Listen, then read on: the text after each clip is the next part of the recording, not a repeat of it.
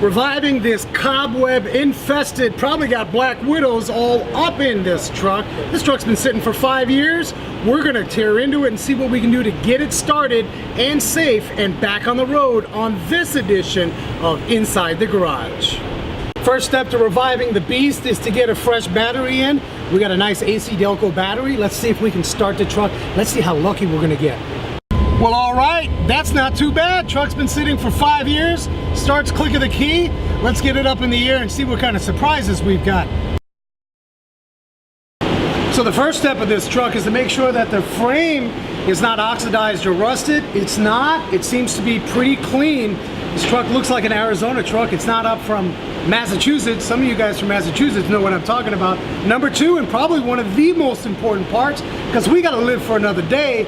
As wrenches, we want to make sure that there aren't any living black widows. We've got a ton of cobwebs, which is to be expected. The truck has been sitting for 5 years. So let's spray this puppy down. Now here in the garage, we use a ZEP Z-Max product. We can put it in an aerosol can, pressurize it, get as much as we like in this can as it goes away. The thing about this ZEP Z-Max is it is highly flammable. So we want to make sure we don't spray this on a vehicle that's running or exhausted hot. That's not the case here. Vehicle's cooled down. So we'll start spraying in the area of the hub, spraying down areas that we see. So we're going to take our time with this process. Let it sit overnight. In fact, there's my forehead. That's where I got bit many years ago. That's for sure, because we don't want to get poisoned, stung, bit, anything by black widow. Those things, any insects or spiders that could maim or injure the mechanic.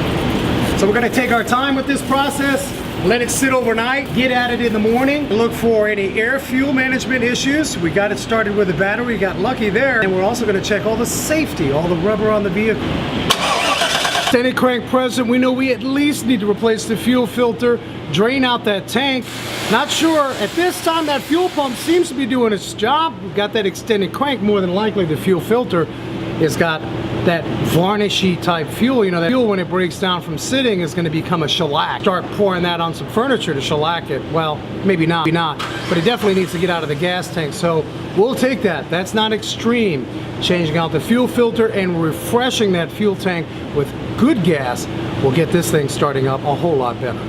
The other thing about these Chevy throttle bodies is they can get pretty varnished up even if you're running them on a regular basis. So we like to use a GM top engine cleaner.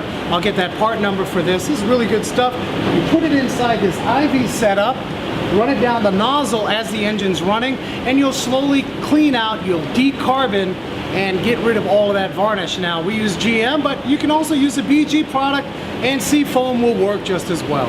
One last quick tip on these throttle bodies, so it's very common. The connectors to the top of these throttle body injectors, the wiring right here, over time as that air filter comes up and down, over time that can fray these wires, creating a short.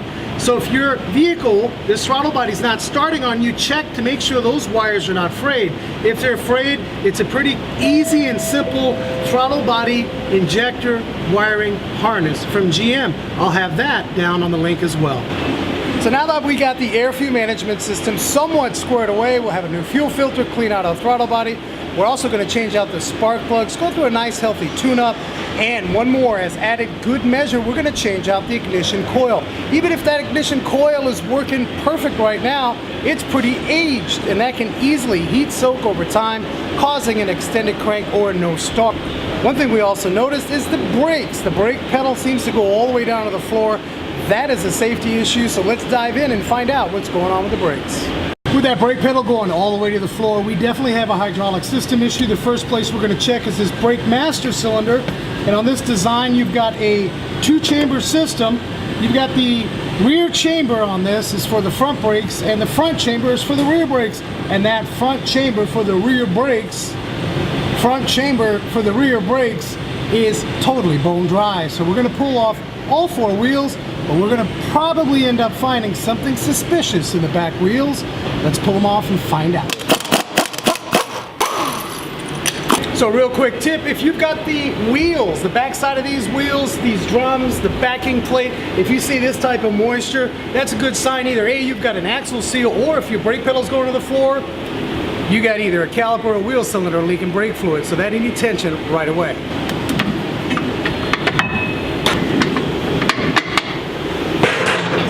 we can see, we definitely have a wheel cylinder leaking. We've got fluid all over here. It's all gummed up. Now, I've seen some worse situations where the shoe lining can be saturated, and if you've got fluid on your shoe linings and you apply the brake, typically you're going to get a choppy, jerky motion from the rear of the vehicle as you brake. So this vehicle here, we got shoes, and so what you want to make sure is that these shoes aren't cracked. So we're going to take a closer look, make sure the shoes aren't cracked. We're also going to replace the leaky wheel cylinders, and we can't forget about the quiet secret working for us very quietly back here, and those are our brake springs. So all the springs, wheel cylinders, and possibly these shoes get replaced. This drum right here, we're going to mic and make sure that the drum is resurfaceable. It looks like it may be, but it's hard to tell. We're going to get it mic'd out, and that'll be the end of our brake story. We're also going to check the front brakes and make sure they're in good shape.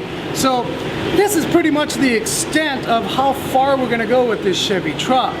So the gentleman that owned this truck said, hey, I just want to keep it safe, make sure my brakes are good, and it starts for the most part every time.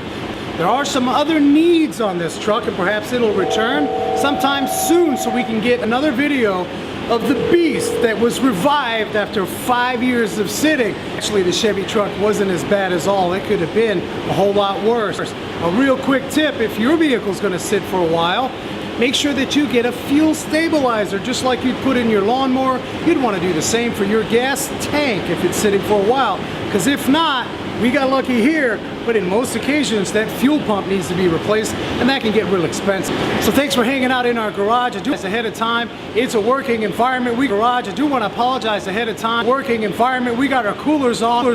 It's hotter than a mug, 9 degrees. So stay tuned as we upload weekly videos. Our humble garage. I'm Frank.